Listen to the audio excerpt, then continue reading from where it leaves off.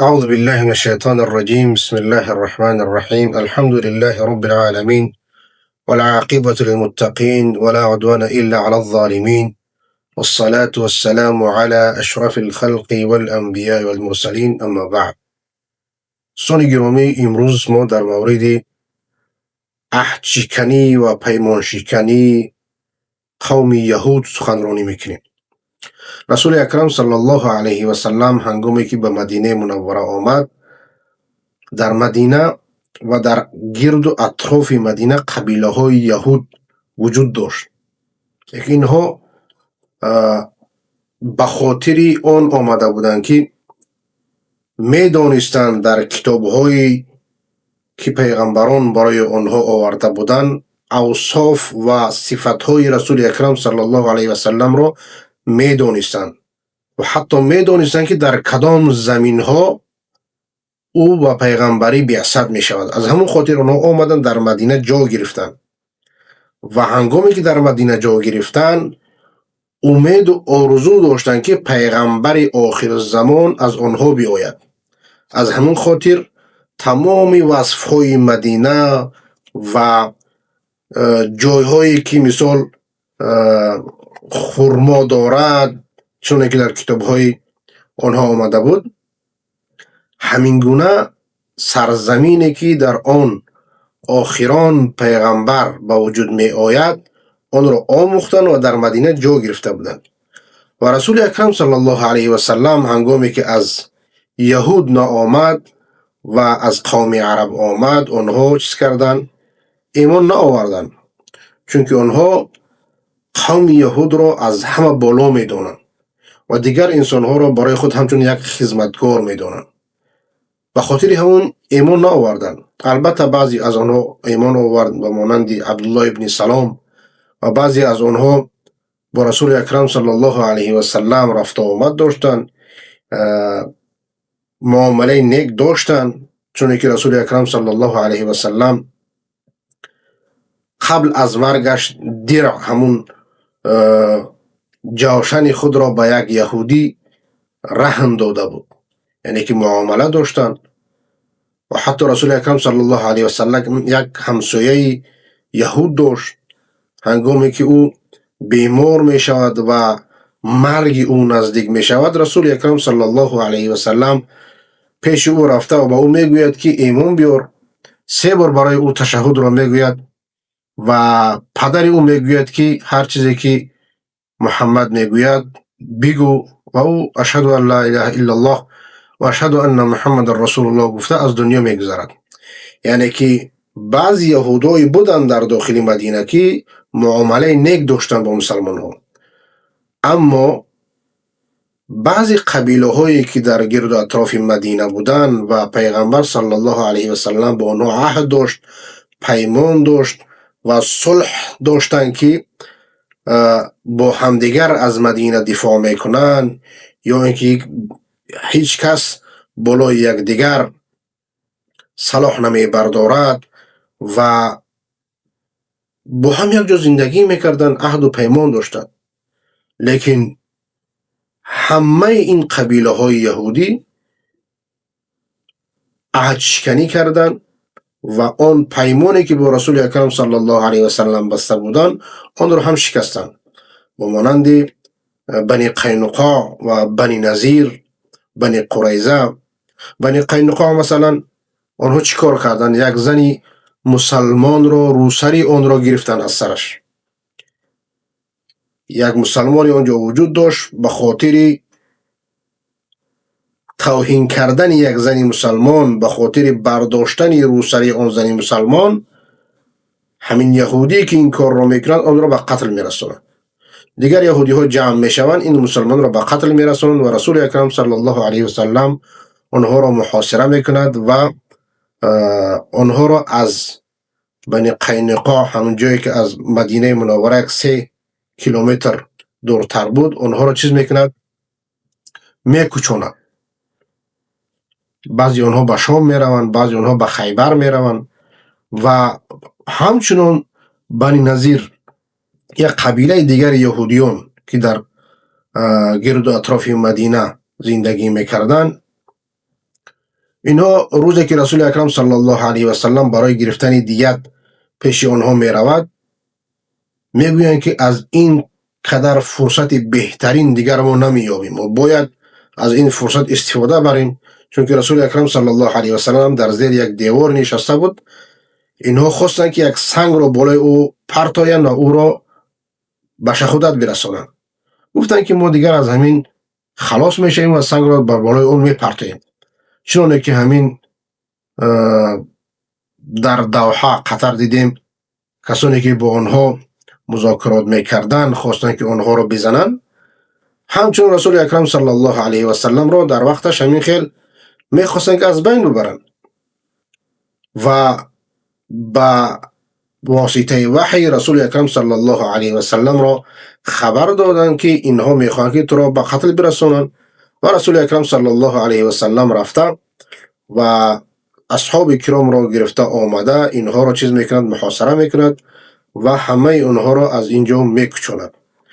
همچنان بنی قریظه یک قبیله دیگر یهودو که عهد و پیمان داشتن با رسول اکرم صلی الله علیه و سلم، لیکن وقتی که دیدن مشرکین قریش آمدن و در غزوه خندق عهد شکنی میکنن و با این مشرکین قریش دست را یک میکنن و میخواهند که رسول اکرم صلی الله علیه و سلم و اصحاب کرام را از بین ببرند.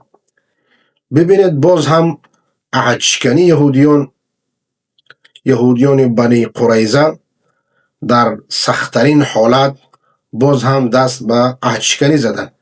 از همین خاطر بعد از اینکه مشرکین قریش شکست خوردن و به جای خود رفتن، رسول اکرم صلی الله علیه و سلم به زودترین فرصت به بنی قریظه حمله کرد و همه اونها را کسانی که جنگ میکردن سلاح به دست داشتن اونها را از بین برد و باز هم رسول اکرم صلی الله علیه و سلم با اینها در غزوه خیبر درگیر شد و آنها را هم شکست داد. دیگر بعد از همه عمر بن الخطاب رضی الله تعالی عنه تمام یهودیان جزیره العرب را از جزیره العرب خارج کرد و آنها را به شام و عراق و دیگر کشورها چیز کرد، کوچاند. از همین خاطر ما در تاریخ اسلام بسیار عهد شکنی و پیمان شکنی اینها را دیدیم و کتاب‌های سیرت از عهد شکنی آنها پر است و باید هر یک مسلمان این را بداند که این یک قوم عهد شکن هستند و هیچ وقت به عهد و پیمان اینها باور کردن لازم نیست. در این روزها ما بینیم که امریکا و اسرائیل میخواهند که بالای کشورهای اسلامی و بالای کشورهای عربی پیمان ابراهیمی را تحمیل بکنند. پیمان ابراهیمی یا که همون اتفاقیات ابراهیمی این یک مخالف قرآن و سنت رسول اکرم صلی الله علیه و سلم می باشد. این پیمان خیانت به خون آن کودکان غزه می باشد. این پیمان خیانت به خون آن زنان فلسطینی می باشد که در غزه خون آنها ریخته شد. این پیمان خیانت به تمام مقدسات اسلامی است. از همین خاطر هر کسی که به این پیمان یک جا می شود روز پشیمان خواهد شد، زیرا اینها یک قومی هستند که دیگر قومها را از حیوان هم پستر می دانند. اینها همین خیلی عقیده دارند. در عقیده اینها همین است که دیگر ملت ها برای اینها خدمتگار هستند، از حیوان هم پستر هستند. همین کشورهای غربی امریکایی یا اینکه نصرانی هایی که برای آنها کمک میکنند سلاح میدهند همین ها را از حیوان هم پستر میدانند. ما میبینیم که نصرانی ها را در فلسطین اینها چیکار میکنند؟ با مانند مسلمان ها آنها را به قتل میرسانند. چند کلیسا را زدن، مسجد و کلیسا و هر نصرانی که مثال در همون غزه بود اونها را به قتل رساندن. اینها به هیچ کس رحم ندارن. از همین خاطر هر کسی که به اینها عهد و پیمان میبندد روز پشیمان خواهد شد، زیرا اینها یک فکر شیطانی دارند. فکر اینها، عقیده اینها همین است که ما باید در کشورهای اسلامی و در کشورهای عربی انسانهای پست و فرومایه را در جامعه آنها رونق بدهیم، نام آنها را برداریم و انسانهای روشنفکر، انسانهایی که میخواهند مردم را آگاه کنند آنها را زندانی کنند. از همین خاطر ما اگر نظر کنیم در همین 10 سال گذشته یا که 15 سال گذشته در تمام کشورهای اسلامی، در تمام کشورهای عربی، هر یک علمایی که دعوت حق داشتن پشت پنجره رفتن. در تمام کشورهای اسلامی هر عالم و دانشمندی که از خطه شیطانی اینها آگاه بود آنها را چیز کردن؟ پشت پنجره بردن. این یک نقشه جهانی است. اینها یک نقشه جهانی برپا کردن که در همه کشورها میتونن که همین گونه علمها و دانشمندان را چی کنن؟ پشت پنجره برن. لیکن ببینید که الله سبحانه و تعالی چگونه روی اینها را سیاه کرد در روی دنیا. امروز تمام دنیا از قتل و کشتار و از تمام بدبختی های آنها آگاه شد. دیگه حاجت به این نیست که یک عالم دین یا که یک دانشمند اسلامی خصه درباره اینها گپ بزنند. دیگه همین قدر قتل و کشتاری کردن که تمام انسان ها روی دنیا شاهدی قتل و کشتار بودن. امروز بلاگرها یا که همون کسانی که در صحیفه های اینترنتی بینندگان زیاد دارن، همه آنها آمدن از اروپا با همین کشتی هایی که به غزه آمدن دیدن که اینها چیکارها میکنن. با چشم سر خود دیدن. الله تعالی اینها را کور کرد. حتی با آنها هم معامله خوب نکردن. یعنی هر یک انسانی که به همین کشتی ها آمده بود به خاطر دیدن غزه یا به خاطر یاردم کردن غزه، اینها انسان های عادی نبودن.